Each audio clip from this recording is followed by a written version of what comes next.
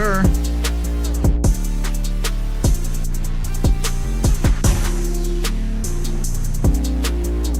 All right, friends, it's not over just yet. Yes, college football may be winding down. We'll be in bowl season soon enough. Then we'll have to figure out what we're going to do. But don't worry. In the meantime, week 13, a lot of action. We've got plays. We've got takes. We've got games. We've got answers to your questions in chat. I want to welcome everyone in. Stokastic, live before lock college football. I'm Ben Rasa. Matt Gajewski joins me. Normally, before the show, I get to ask the man some questions, how he's doing, what are we looking like. I didn't get to do that because I was too busy sweating out a soccer game. So we're going to ask these questions live on the show. I truly don't know the answers. How are we doing, and how does the slate look? I'm doing well. The slate is tight in terms of pricing. How are you, though, other than your soccer sweat? Yeah, you know how it is. I'm sure you make like you're not, but I'm sure you're sweating. Stuttgart, just like I am, need to find a little goal, and we'll be just fine in Bundesliga. But yeah, I'm feeling good. I stayed up and disgraced myself watching Arizona attempt to play basketball last night. Just an awful showing from them. But you know what? We're focused. I caught Purdue last night in a weird game. That was just a disaster of a game as well. We got a lot of different teams on this slate and some interesting matchups. How do you feel? You mentioned pricing is tight. Let's go to injuries. How do we look there? I think we're in the clear as far as late news stuff. I say that, and then something pops up that you don't expect. So we'll see within the hour. The only thing I think that's really worth mentioning is Trey Harris. It came out this morning that he's still been questionable. Probable was what they used, but he was limited in practice. So if he plays, I don't think we're going to see 100% Trey Harris, but that's about it. The other one is more of a FanDuel question because of pricing. DK doesn't really matter that much, but Isaac Brown for Louisville. I mean, the huge softy that he is, crying on the sidelines last week, and allegedly he can play this week. I mean, I don't know. Figured you had to be pretty damn hurt to cry, but yeah, I mean, I guess he's questionable. Keep an eye on that. What do we got in chat? Oh yeah, Kalkbrenner, real good last night. One shot for the player of the year. That makes a lot of sense. It's going to be interesting, though. You mentioned we could be a little star for value, and that's going to make maybe paying up for some of these teams a little apprehensive. The slate looks, I'm just scanning it right now. Obviously, I was looking before the show, running a couple things. Looks pretty fair. We don't have those massive blowouts. I mean, it's week 13, so that's not to be that's not surprising. But is that your take on it as well? It looks like really all the teams are going to have some utility one way or another. Yeah, I think that's the case on this slate. Okay, let's dive into it, friends. You guys know the drill. First off, maybe you just found us. Maybe you were searching, I need some college football takes, and now you're wondering, who's this guy? Well, I'm here at Stokastic, and you can be too. Just press subscribe. Over 100,000 people already have done it, so you know. Got to be somewhat legitimate. And if you want to support us, hit the like button. Goes a long way. Really helps out the show. Let's get the momentum going because we're about to dive into quarterbacks right off the bat. And my guy, I am taking this guy permanently. Dylan Rizek is my guy. I saw him randomly. I love this guy. He's once again an interesting wrinkle to what's going on here. $6,000. Is that a pay down option that you're entertaining? I want to start right there. I think you can. I'm still worried about him getting benched at any point this year. They've been pretty. I don't know who it would be. KJ was at the Arkansas game last week. So he seems to be doing other things at this point. But I don't know who they're going to play. I think if he has like one interception, he could hit the bench. So I'm a little worried about him just because of the way they've played their quarterback position all season long. But if he gets the entire game, I think that's where you'd have some interest because this is a good game environment overall. But there's other options. The reason he comes up mostly is a pricing thing because everything else is tight. And anytime you're just getting a player because other stuff is tight, that's where I get a little nervous. You mentioned we do have to say it's a dream matchup. I mean, look what your boy Sawyer Robertson did last week to them. West Virginia secondary is atrocious. So he's got everything. Yeah. Now, ironically, on the flip side of that very game, Garrett Green has returned, and we know about his dual threat ability. The turnovers have been a problem for them all year, not as much for, fantasy purposes. Are you interested in the other side of this game? Yeah, absolutely. Garrett Green had an absurd rushing performance in his first game back, which was a little bit surprising considering he was out with an injury. immediately 18 carries on the ground. He led the team. That's just designed attempts, so it doesn't include sacks and scrambles. I think you can run him naked. You can play him just fine by himself. You could stack him if you want. There's a couple of receiver injuries in Traylon Ray and Jaden Bray. So they might be a little tighter at receiver. I still think you're probably going to see like 5 or 6 guys catch balls for West Virginia. I think you could play this either way, and it's a huge total, so you definitely want pieces of the game. But because of pricing, this is actually a pretty good game to target outside of just the total. A lot of interesting ways to play it. Green will probably be my most on quarterback, or at least tied for it. When you look at the rest of quarterback, we're going to get to Cam Ward in just a little bit, but I actually want to talk about some of the other pay down options. It's not where I thought we'd start, but honestly, just looking over ownership and some of the other things, a lot of the guys getting interest happen to be cheap. And I'm referring to Baron Morton. I'm referring to Lagway for Florida, even Jalen Daniels for Kansas, who's playing a lot better. Are A, you interested in these guys? And then B, do you envision having some lineups where you have 2 pay down quarterbacks sub 8K together? Yeah, for sure. There is a lot of expensive RB plays we want to make. Lagway, I think, is just fine. You have to worry a little bit about the hamstring hurting his rushing ability. They have sort of put a cap on how many times he'll run the ball, just 3 designed attempts in the last game. It was basically a season low for him in games he played the entire time. And he's wearing like some sort of weird sleeve contraption. I don't know if he's going to be running more or not. But the total in this game is pretty decent, 55.5. Florida's implied team total at 22 is just fine. He made it through the last game. And as a passer, this guy's extremely efficient. He still has the freshman plays, a turnover worthy play here. There are a lot. He's actually been pretty unlucky with those. They're basically all being converted to interceptions. But he's still averaging a first down every time he throws the ball. His receivers are a little healthier right now with the exception of Eugene Wilson. At 5K, he's probably my favorite value. When you get like all these guys in the 6K range that are pretty greasy, like Brosmer is at 5.5. Rizek, I think, has less job security by far than Lagway. I'd rather just save the 1K and then find my way to a better running back, a better receiver, something like that.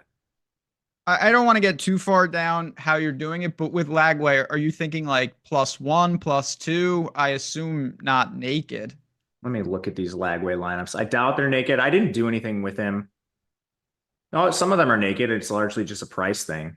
Okay. Yeah, he's so cheap that, yeah, if he disperses it, it won't be bad, even though he's not a, crazy runner.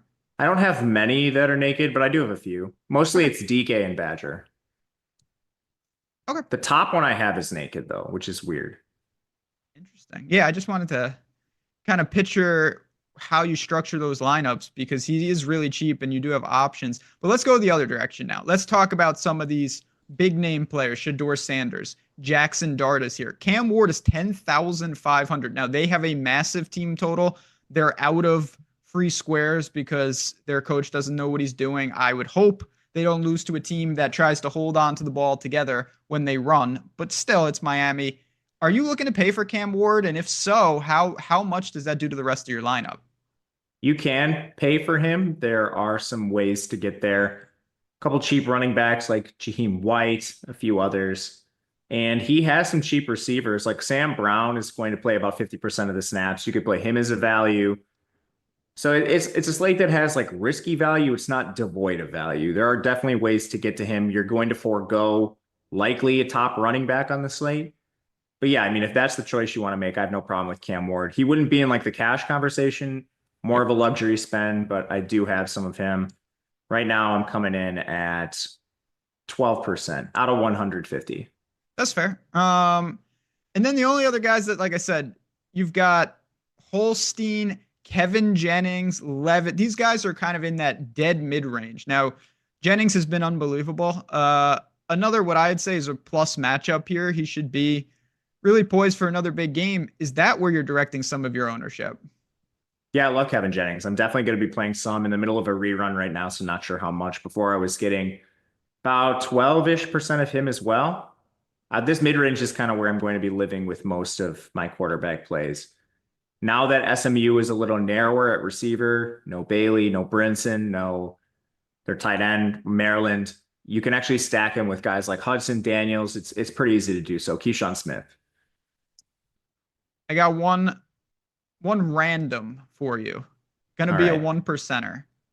Don't even know who he is. He's a creative player, and his name It's Mr. Criswell. For Jacoby North Carolina. Criswell, he's a creative player. Yeah, he's on the cusp. What's the deal with this guy? I kind of like this spot for him. He's been a little all over the map. Obviously, UNC says quarterback issues all year. He's got Boston College. It is on the road, competitive game. Is that the type of tournament, Dart, that you might entertain today? I think you can, especially with some like weird nuance stuff that's not really going to show up in the total. BC's down two of their top defensive backs that are still on the roster. They lost their best one, a guy who's going to get drafted earlier this year. So they're down three starters in their secondary. He's nothing special, but when you're facing a secondary that's that beat up, if they want to, they could move the ball. The only problem you really have is UNC just seems content to thrust it into Omarion Hampton's belly 35 times and get out of there as quickly as possible. Yeah, that's fair. I have 2% of him. Okay. Okay. Keep that in the back pocket. Anything else before we move to FanDuel? Baron Morton, I think he's in cash consideration. We didn't really talk about him facing Oklahoma State. Okay. He is probably just your safest play in the 6K range. I think there's some merit to going down to Lagway at 5K, but if for some reason you find yourself with the extra salary of the air raid in Texas Tech, his props are like damn near 300 yards, and he's not taking as many sacks this year. He actually has positive rushing yards, which is a huge surprise. Easy to stack, three options at every single price point. I think Baron Morton is very much in play. Jalen Daniels is another quarterback for Kansas in the 6K range. I have quite a bit of 19%. And then I think you could use Dart a little bit in the same way you're using like a Cam Ward. I have 10% Dart. That about does it for the guys I have a lot of exposure to. As far as Dart throws go, Tyler Shugg should always be in play. He's a little bit more expensive than the 7K range, which kind of knocks him down a peg just salary-wise. But playing Pitt, that game has a ton of shootout potential. The other side of the game, Eli Holstein, assuming he's active, he's 2 weeks off a concussion. So if he's not back now, he should probably just not play this year. But I think we're going to see him out there. Don't expect Narduzzi to tell you, but the tea leaf suggests he'll be out there. And Will Howard, I have a sprinkling of him against Indiana. Just a lot of variance in that game with Indiana's schedule. If you think Ohio State is substantially better as they opened like -14, they're down to -10. I think if you think this plays closer to 14, Will Howard would be a little more interesting. No Levitt?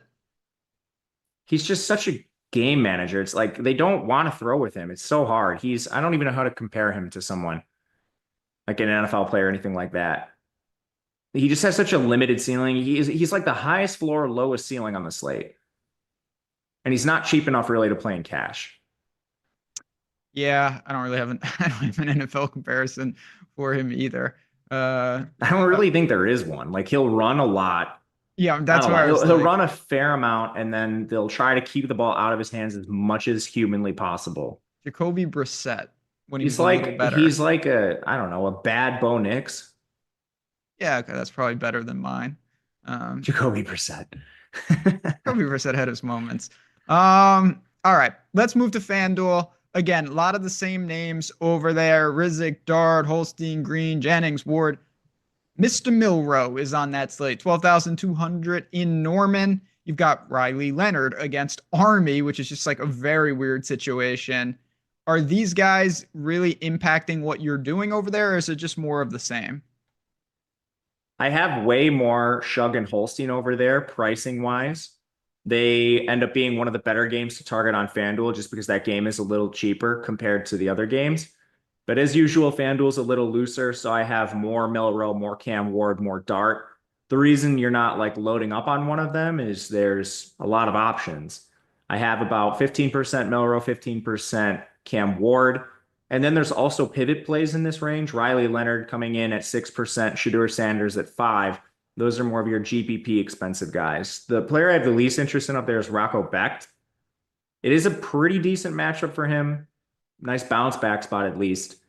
But that Iowa State offense has looked absolutely atrocious. I think the only other real difference is you have Marcel Reed, who you could use maybe for GPPs because of some rushing equity in that Texas A&M offense. They have not been tested recently. So I think we do see it consolidate a little bit there. We didn't talk about him. He's on both sites. I just assume because for various reasons, he doesn't grade out well, and that's Quinn Ewers. Yeah, geez. Okay. Now, they're 3 touchdown favorite, but I assume you just think there's really no path for him. there's always a path because he has such amazing skill position players. He's the weakest link of the offense.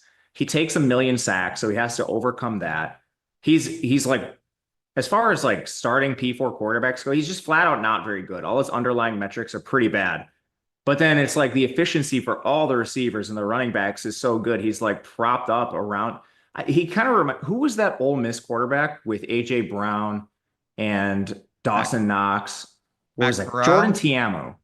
Oh, He reminds me like, except for the rushing equity, it's like, how is your team not? And Texas is going to be in the playoff and stuff, and they're certainly live to win a national championship. But like good quarterbacks don't have games like what happened against Georgia. He has more turnover-worthy plays than big-time throws. He's just not doing anything for the offense. And it's super risky to play a guy like that, especially when he's taking sacks. It's not a good game environment.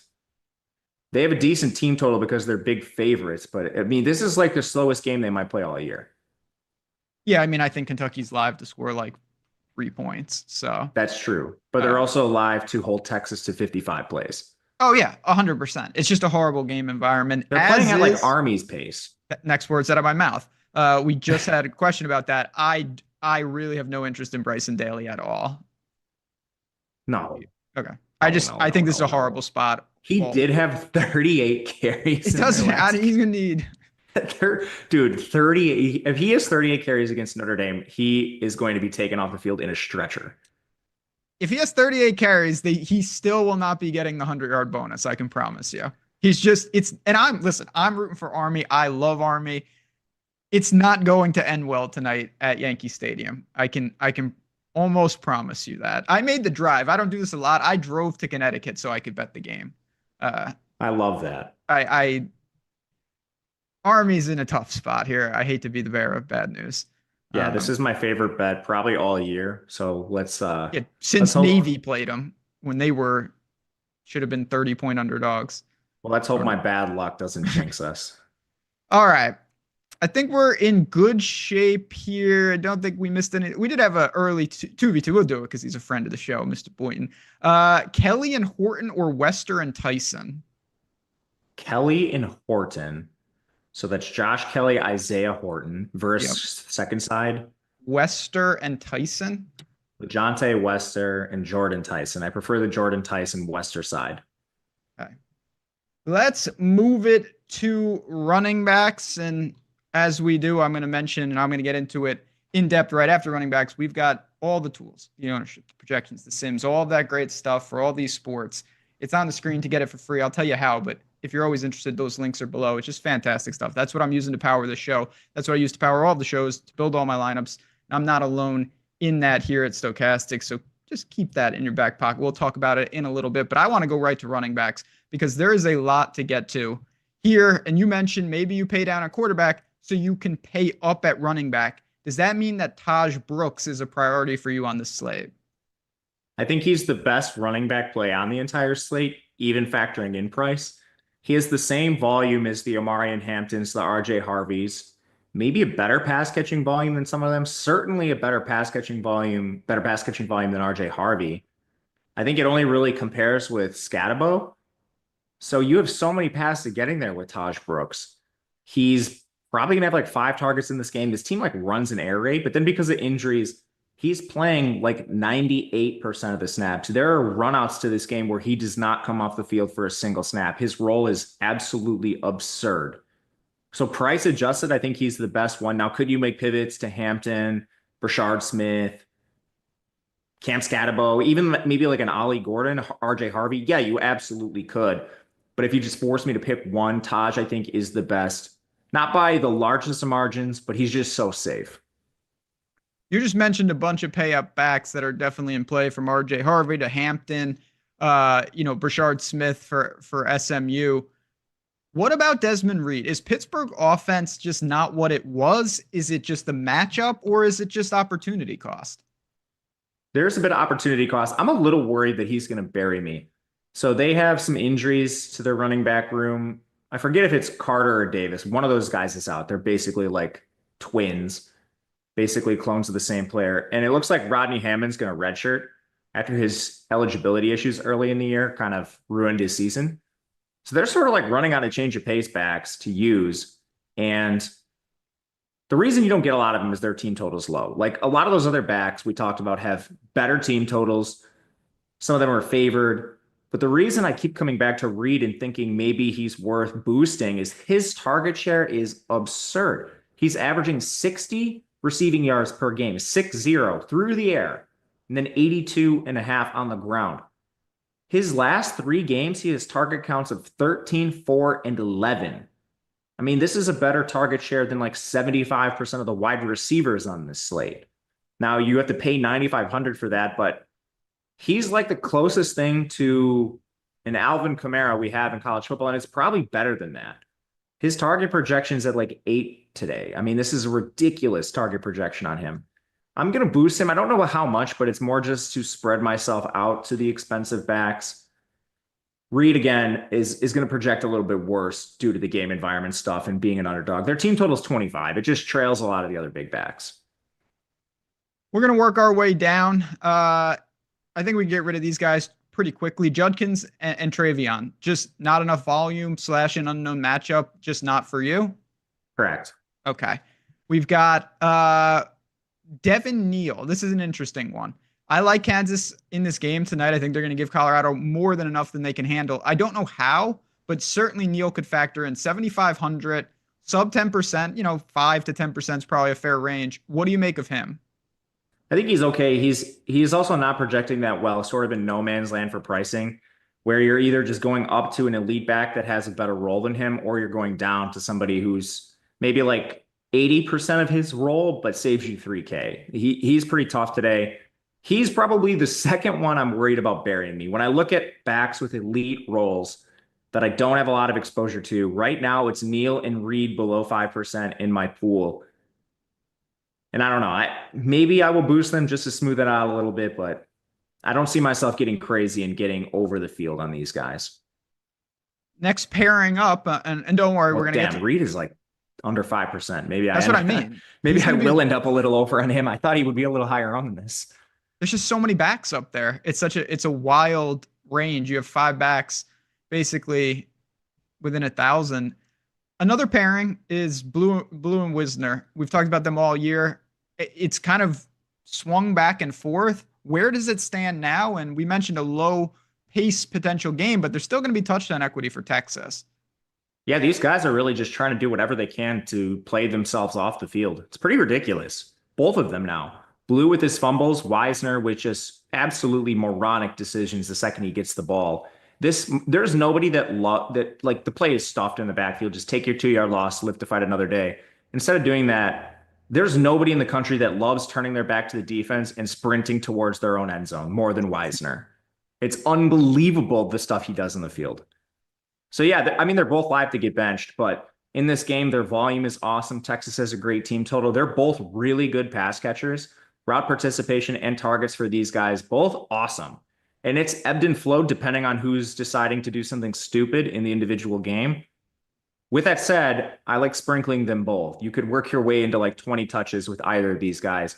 They also play the hot hand. So I think taking some shots on Texas backs makes some sense, but it certainly is going to come with risk because of the style of play of both of these guys, and then Texas just running the hot hand. Like, I wouldn't be surprised if we see more Gibson in certain situations. We have when these guys are playing like idiots. They'll just go to the safer back. Working our way down.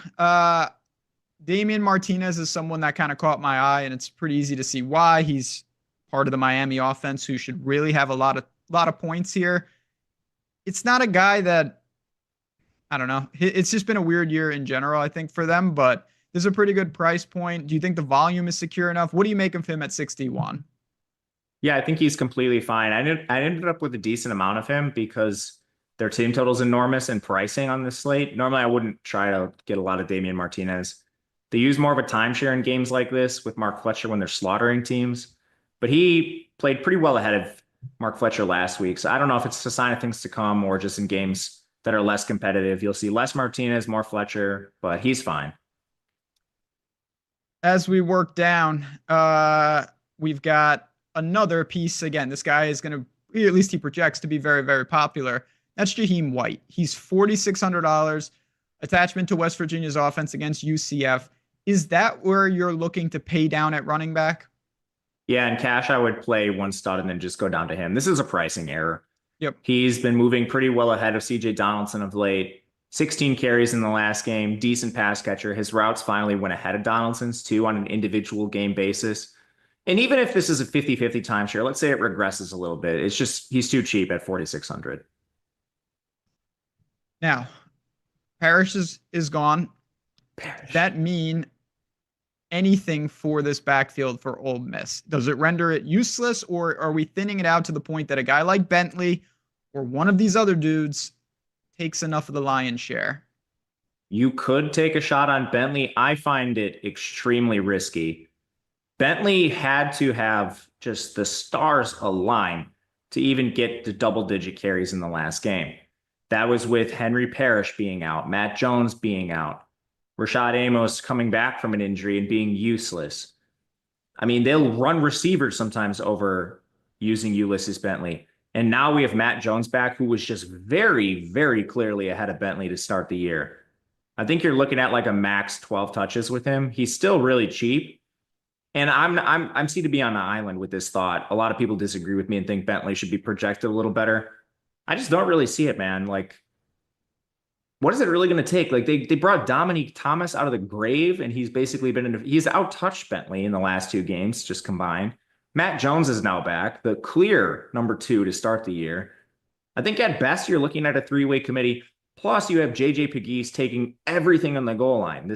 He's a defensive lineman, but this is like a Jalen Hurts situation. As soon as Ole Miss gets inside the 5, bam, JJ Pegues is coming in the game and slamming it in. They do not use their running backs at the goal line. So you have like really low touchdown equity for these guys too. You need to get there from outside the red zone, basically, for one of them to score. Just really tough to be overexposed to a guy like that in this kind of offense. There's so much context, I think, that people miss if you haven't watched an Ole Miss game, which apparently a lot of people have been missing them. Seen too many. I've seen enough for all of us. Me too, man. I've seen a lot of Trey Harris drop bombs. Frustrating team. All right, what do we got? We got will DFS work in North Dakota? Have to go there in a couple hours. I believe it does. Can't say I've ever been enter now. Enter before you leave the state. Yeah, enter before you leave the state. Go to Fargo or wherever you're going and enjoy yourself. I don't know what goes on. The closest I've been to North Dakota in my life is Vegas. So really, you've never been to Chicago? Oh no, I've been to Chicago. I've been to Chicago once. What'd you do? Did you watch a sporting event? No. You weren't there for a DePaul game? No. Yes, that's what I should have done. I went to a Quentin Richardson DePaul game. DePaul's actually better this year, by the way. They play Northern Illinois today. 18-point favorite. I could see it. Anyway, that's a story for another time. Is there anything else that we missed? Donald Chaney in the dregs. He's 3,800. I mean, how low do we need to go? I don't know what their offense is going to look like. This is honestly a bigger question for FanDuel because on DraftKings, you have alternatives. But when I first ran my FanDuel stuff, I got a lot of these Louisville backs, and we don't know if Isaac Brown is playing. Obviously, I'm operating under the assumption that our favorite Crier is out, but we'll see on that. And then I think they're just going to run the hot hand. Prior to Brown emerging, that's what they were doing in the offense. I don't know that you have any security with Chaney, Kewan Brown, Watson, any of them. Yeah. All right. Let's talk about FanDuel. Let's go there because I think there is some context, and then I'm going to tell you guys how to get these tools for free for months on end, right in time for the holidays. It's absolutely beautiful. But in the meantime, we got some work to do here with RJ Harvey, Scatabo, Brashard Smith, Desmond Reed. All those guys are still here. Really, for me, I don't see a lot of differences in the slate. Micah Bernard, I mean, for Utah, what else pops up for you when you're looking at FanDuel? Obviously, the pricing is different. Man, Cam Jones got hurt for Marquette. I didn't even know that. I just got the tweet. That's tough. Is he not playing today? No, he got stepped on in the game. They're playing somebody. It's like 6 points. They're playing Georgia in the Bahamas or something. There you go. Anyway, sorry. FanDuel running back differences. Micah Bernard is there. You get a fair amount of him, actually, because he's so cheap. This is one of the good pricing differences between FanDuel and DraftKings. Normally, I wouldn't have a lot of consideration for a Utah back with the current state of their offense, but at 7,200, he makes a lot of things work. I'm a little worried Utah's just in evaluation mode. Mike Mitchell came back and had 7 carries in the last game. That came at the expense of Bernard to some degree, but I don't know, man. They shouldn't use another back. I think you could use him as long as he's not like your most owned player. I have a lot more Des Reed on FanDuel. He's a little cheaper than some of those backs. Like on DraftKings, he's the most expensive guy, but on FanDuel, he's cheaper than Brashard Smith. He's cheaper than Harvey. So I think you can get to him a little easier on that site. And then one player I like is Amari Daniels for Texas A&M. His role is hard to project because of the easy opponents they faced recently. But out of their big 3, they're down Ruben Owens. They lost him in the preseason. They're down Le'Veon Moss. I don't think they're going to use guys like EJ Smith and Denota, which kind of just leaves Daniels to handle a pretty large workload. This is a tough projection, but he's a guy I could see boosting on FanDuel if you wanted to take a stand and play a little bit more of him. And Jarquez Hunter on the other side of that game is also too cheap. I'm a little more worried about Auburn. It's mainly just a bias I have from watching too much Auburn this year. Yep. But I think you could play those 2 backs. A couple backs that we missed kind of just in the no man's land. One would be the Colorado back. Cam Jones is back. Nice. Okay. Yeah. See, he returned. He's fine. Any love for Colorado's backfield? They don't use them a ton, but they obviously have pass catching equity. No. Okay. What about BC with this guy who I can't pronounce his name? Robichaud? I don't know how to say it. He used to be Western Kentucky's back. I don't know. They're doing hot hand too. Turbo Richard has been out. So then they went to some combination of Trayshawn Ward and Robichaud. They benched Ward. They've been using Jordan McDonald, who has double-digit carries in the last games. Like, this is a timeshare regardless. And Grayson James is awful. Like, BC, this is a decent team total under bet. I might bet UNC, man. Especially with those BC defenders out. BC is horrible. I was talking about that in Discord this morning a little bit. I might bet UNC as well. I haven't, and I wasn't planning to, but I might. I'm doing it right now. I don't care. Getting some 3 running back lineups in the Sims on FanDuel. Would you roll with it or try to stick to 2 quarterback lineups? It's really tight in pricing. I actually got some of that myself. I brought it down a little bit, so it wasn't a big part of my portfolio, but it's about as live as a 3 running back day as any. It's tight on both sides, man. You got to make some tough choices. Does SMU pass defense suck? Honestly, SMU's defense is good. I'm a fan of what they do. Yes, correct. They're good everywhere. Yeah, they're good. They're good defense. What else we got for running back? I don't think too much else. We might be in the clear here to move to wide receiver. I think so, unless there's a specific question. I like Brashard Smith. I mean, the guys you expect that are projected well, I am going to at least have some piece of. I guess my biggest stands right now are Taj Brooks. Man, Damian Martinez, I got to fix that. And then playing some of the Texas backs.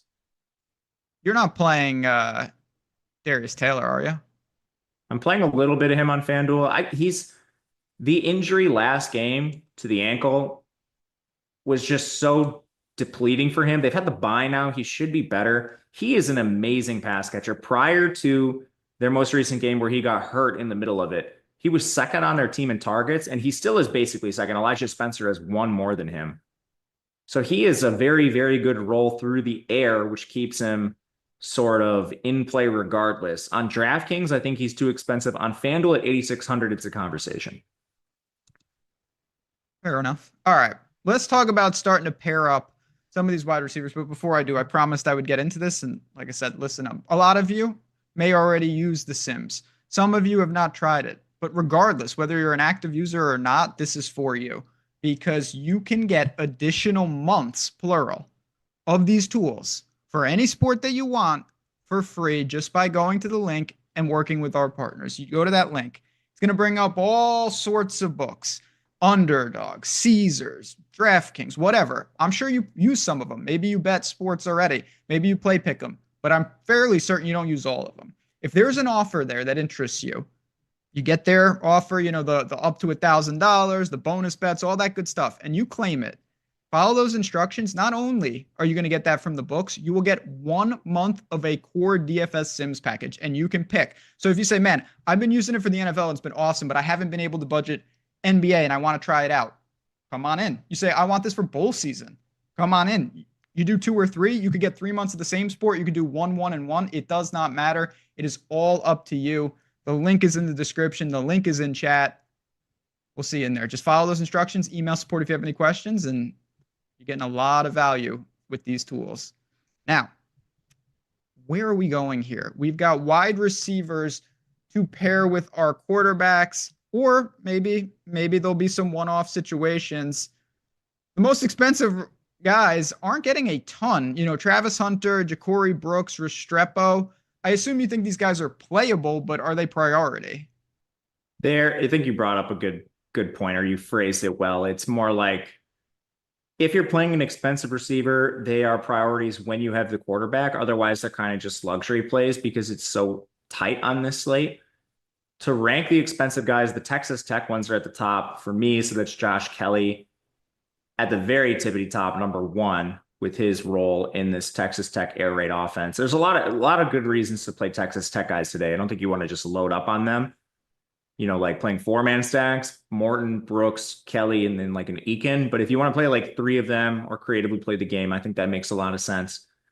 Otherwise, my second most exposed expensive guy is Jordan Tyson from Arizona State. His target share has been just absolutely insane. So it kind of mitigates some of the quarterback concerns. He's averaging 12 targets per game in the last 4 contests, coming off a 16 target game. No one else on the team had more than 4. So just like the first read stuff with him is absolutely bananas right now. You can certainly play him just as a one-off. And Jeremiah Smith for Ohio State comes up a lot for me, 15%. And it's kind of just like Ja'Cory Brooks is really expensive. You're saving money by going down to Smith. The guys at the very tip top are hard to get to. Colorado is in a tough spot. Overall, just game environment. So getting a guy like Hunter on a slate like this doesn't make a ton of sense to me. But yeah, there's ways to play some of the expensive guys. I would primarily devote it to stacks. Is Jimmy Horn back alive? Apparently he's going to give it a go today. I hope All so, right. man. Watch out for food. Now, what about a guy like Tyler Warren?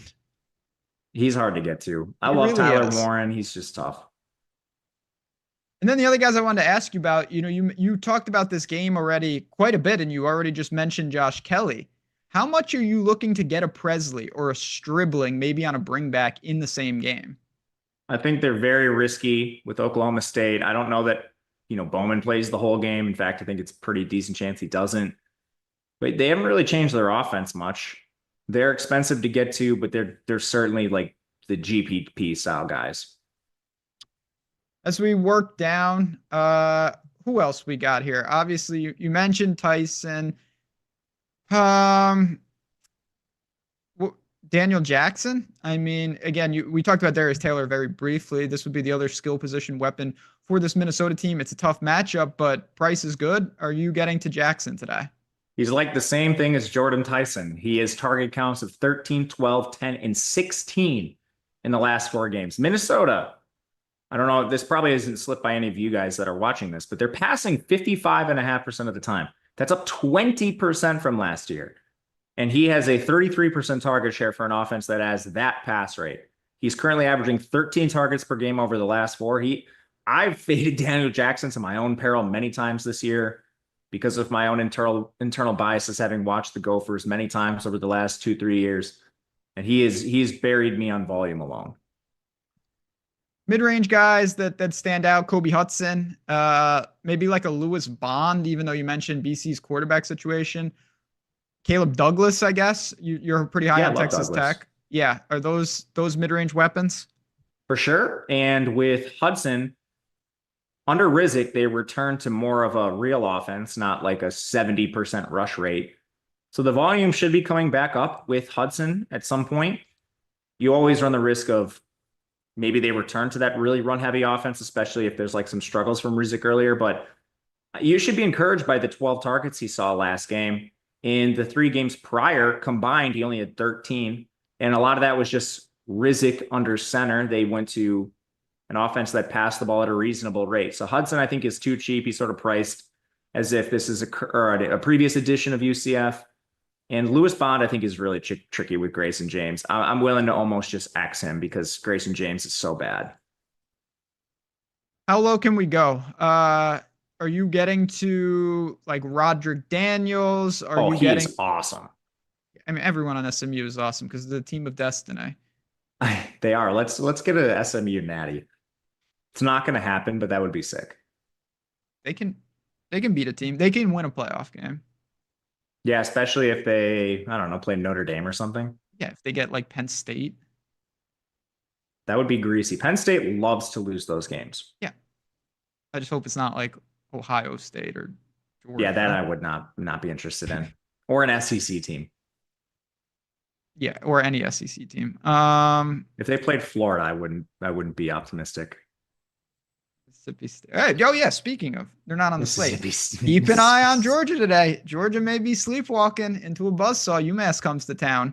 So we'll see if they can cover the 42 and a hook, I believe.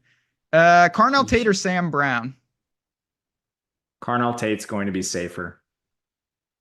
Oh yeah, this is a good question. I noticed this too. I don't even know who this guy is. Who is Draylon Miller out of nowhere last week? Is that something that they discovered with Colorado, or is that just a one-off? Draylon Miller's a 4-star freshman, so he hasn't been playing a lot, but this is a guy that has a lot of talent. With Horn back, I don't think you see him. All right. He's sick though. Know his name for the future. Glad you guys got a little bit of a glimpse of the young kid. He's a really high recruit. Yeah, well, they got another high recruit coming in that will maybe be throwing him the ball, so we'll see.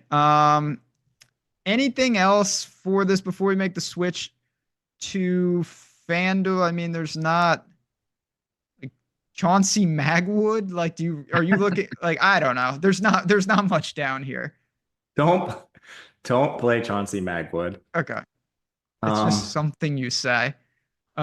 He's a player that will be on the field and play some snaps. The Harrison Wallace, who was catching bombs against Purdue. Yeah. I have some Elijah Surratt, a decent amount. He's been sort of limited by Indiana kicking the snot out of teams, but he's the only one that runs route on every dropback. Clearly the favorite of Rourke. Playing a lot of the Miami pass catchers. Aside from Brown, too, he's a good value, but George and Horton are reasonable in the mid-price range. Raphael Williams in Pitt, since Sincere Lee is out of this game.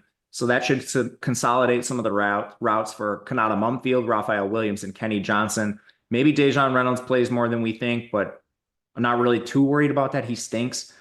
The tight ends are cheap and greasy, but it's a really tight slate. So if you're worried about like throwing a dart on a 50% snap player like Sam Brown or something who could zero for you, Cole Taylor, Gunnar Helm, these tight ends are going to play a ton. They don't really offer you a lot of ceiling, but they're safe. So depending on the kind of contest you're playing, I could see playing some of the greasy tight ends. Otherwise, there are some cheap options on Florida, like Chamir Dike is cheap-ish. 4,400, I think, is like reasonable for him. I guess like the real main difference on this slate is we don't have a lot of options in 3K outside of tight ends that are playing every single snap. Some others to mention: Gavin Bartholomew, Mark Redmond, that's the Pitt and the Louisville tight end. They're both on the field like every single snap.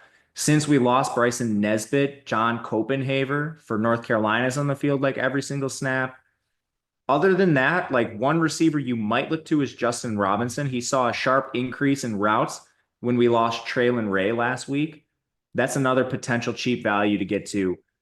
These guys are all pretty greasy. I have a little more interest in the tight ends just because I know they're going to be on the field every single snap. I gave basically a baby boost to almost every single one of them. Before we move to FanDuel, we got a super chat from Chris Albers, friend of the show. Appreciate it. We'll rapid fire. Pick our favorite quarterback, running back, and wide receiver for tournaments on DraftKings. I'm going to go Criswell. Again, I'm taking some shots here. I like Criswell. Going deep. Criswell. I'll go Devin Neal. And I'll go Isaiah Horton. For tournaments, I think Holstein's fine, assuming he just plays. I'm talking like sub 5%ers. Receiver, I like Roderick Daniels. He's going to carry some ownership. Yeah. But he's an awesome play. I love Roderick Daniels. Definitely want pieces of SMU. And for tournament running backs, this is tough because it's pretty flat. I think for like, I'm going to go with a player who's sub 10%, we'll say. Down there, Cam Scatabo, I think, is my favorite one. He's expensive, but direct pivot off some of the other expensive chalk. Let's flip it to FanDuel. Wide receivers, a lot of the same names. One guy that's always seemingly popular over there is Jalen Noel. Do you feel the same way? Again, I know you're not super high on Beck today, but does that render him not playable? Even Higgins as well. Like 70% of the targets goes through those guys. Just if Beck fails, they fail. But I mean, if they even have a reasonable game, you know exactly where the ball is going, which is the beauty of stacking Iowa State. So yeah, I definitely have interest in them. I'm always playing at least some of them. You really can't go into a slate and let's say you're playing 150 or even 20 lineups. It's hard not to get any Iowa State. They're so condensed. Any love for, I'm just trying to find guys that we haven't talked about, whether it's different teams and certainly Bama, of course, because they're only on one side. Are you getting to like a Ryan Williams today, or is it just a game that we don't need to pay attention to? Yeah, you can certainly. They have a great team total, even with Oklahoma's good defense on the other side. So I definitely have some interest in the Alabama players, and they're also really condensed too. Jeremy Bernard and Ryan Williams are basically the only two players that get targets for this team consistently. So I have no problem getting those two guys. What was the name? Now we're deviating way off course. You were talking about pass catching running backs. Remember when Washington State had a guy who like Max Borghi? Yeah, that's the guy. I wonder if he's watching. I have way too much room in my brain dedicated to Max nonsense. Borghi, that's the guy. Max Borghi. He played in the XFL for a while, or the UFL, whatever edition it was at the time. That guy used to catch crazy amounts. All right, what else do we have? It's a lot of the same. I will say on FanDuel specifically, it looks like Restrepo and the Miami pass catchers, Jacoby George, they grade out pretty damn well.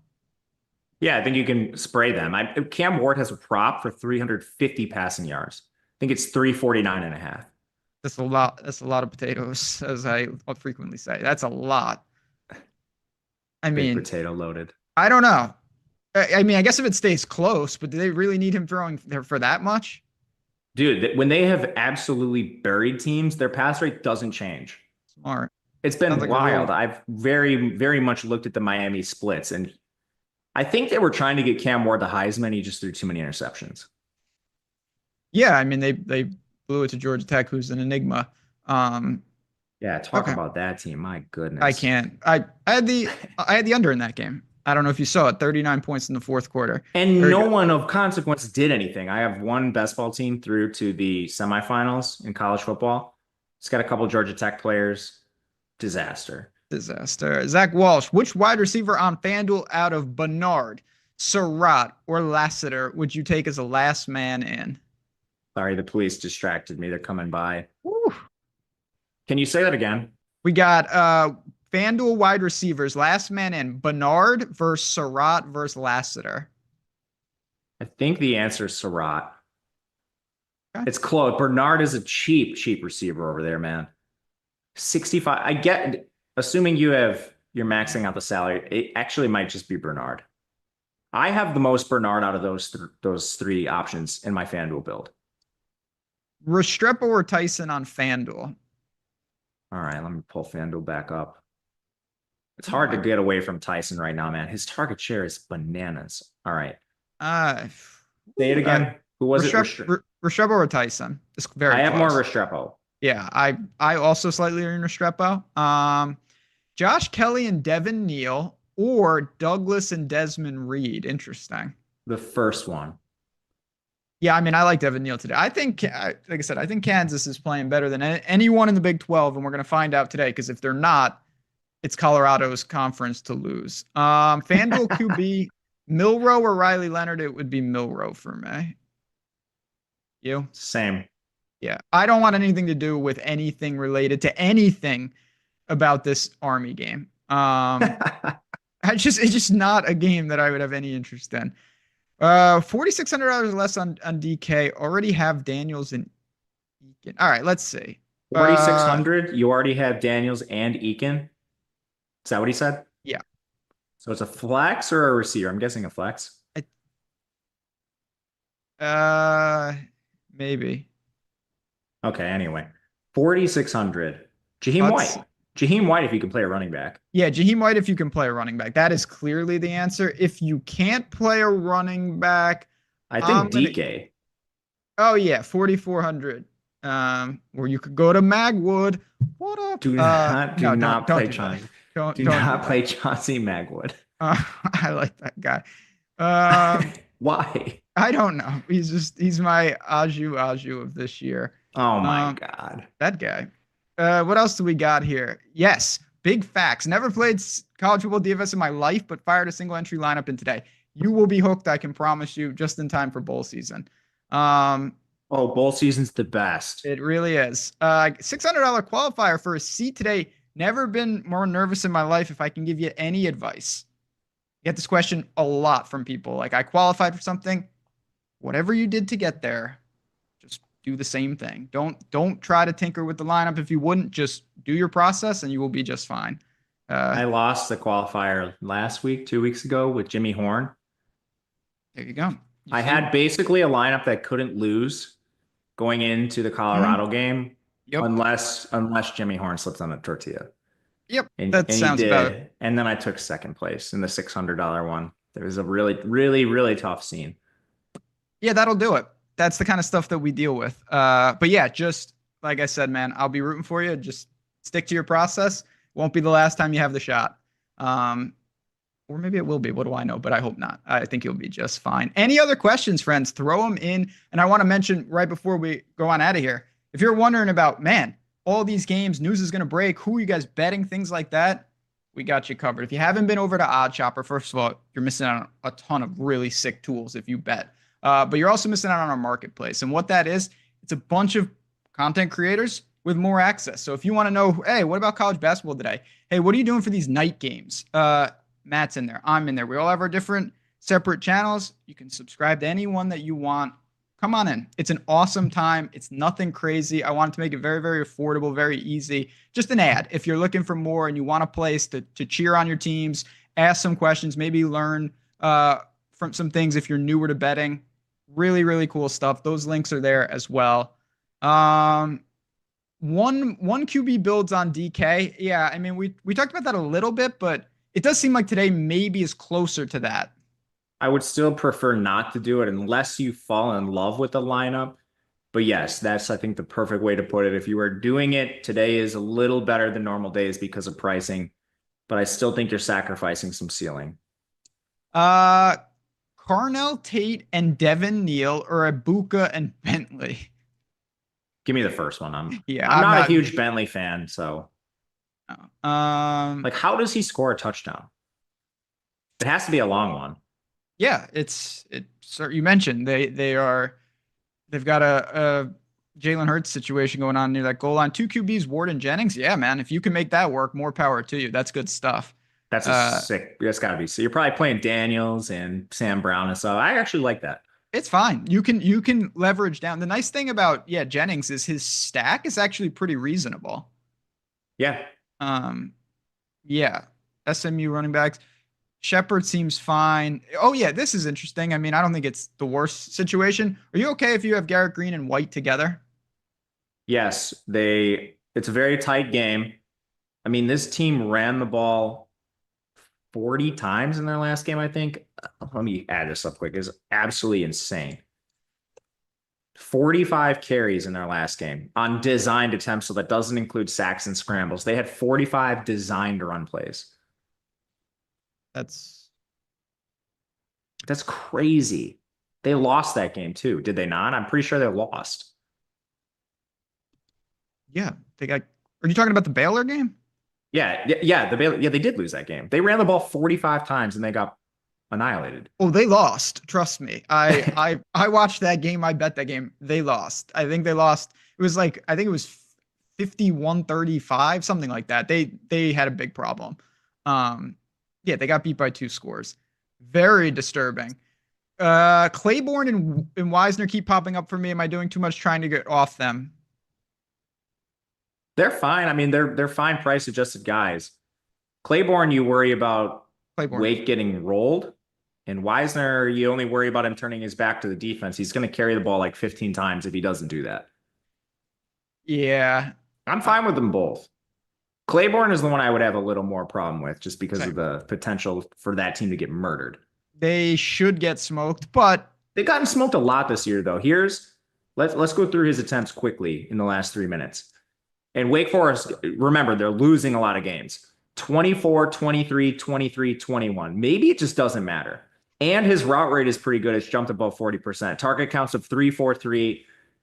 Maybe I'm just getting a little too cute trying to talk myself out of Claiborne. Plus, if there's ever a team that would allow Wake to play inside the spread, it is Miami. That is true. And I mean, honestly, the best data point for me is they got absolutely destroyed by Clemson. He still had 18 carries. And lost that game by 35 points. So still, I'd be a little freaked out there. Bernard or White at running back on FanDuel? I forget White's price. I'll pull it up really fast. I have it right here. We've got... I have more Micah Bernard. He's 7,400 and yeah, Bernard is going to be safer. Yeah. Yeah. White's just straight mispriced on DraftKings. I think that's pretty fair to say. Agreed. I think Utah is live to not get embarrassed in this game. Some of their defenders are back. I'm not betting them. I don't feel confident in that, but it's at least a thought. Yeah. Utah's basketball team's not bad. That's neither here nor there. I think we're in pretty damn good shape, friends. Roderick or DK on DK? It's Roderick if you're picking one of them, I think. Yes. Friends, we're in business. Again, before we get on out of here, we're about to just hit the like button on your way out. And if you have any questions, at JazzRazBets, at Matt_Gajewski. We are here. A couple more likes and we're going to hit 100. And that is a beautiful way to end this show. Friends, if you have any questions, again, hit us there, hit us in Discord, and make sure, take 2 minutes right after the show and just click that link and read about what we've got going on. There's no reason not to at least be informed. If it's not for you, it's not for you. But what a great way during the holidays with all this action to have tools assisting you, and you're getting them for free in addition to all the bonuses the books are offering. So on that note, friends, good luck in whatever you're playing, from qualifiers to large field tourneys to anything in between. Cash those tickets. Let us know about it. For me, for Matt, and for Mike Lawrence behind the glass, running the show. Appreciate you guys. Good luck. See you next week. And happy Thanksgiving.